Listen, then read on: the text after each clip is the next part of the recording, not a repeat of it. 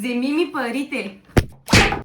Виждате ли на какво съм подложена? Това е водна бутилка, обогатяваща водата с водород. По принцип трябва да ти подобрява концентрацията, паметта, кожата и много важно вкуса на водата. Понеже нямам 5 месеца за да видя дали всички тези неща ще се подобрят, а чешмяната вода вкъщи е отвратителна, ще видим поне дали ще подобри вкуса на водата. Така че, хайде да видим за 30 лева хора, 15 евро, дали работи. Така не звучи толкова скъпо между другото, докато не си видиш заплатата.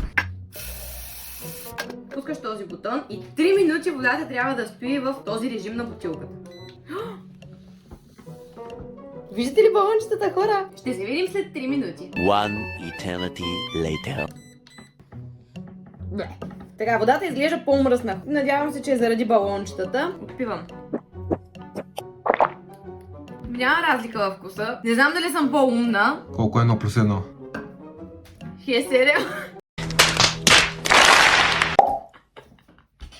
Ами, не работи, хора. Тази бутилка според мен е пълна загуба на пари. Измама реклама. Така че този продукт за мен отива на буклука.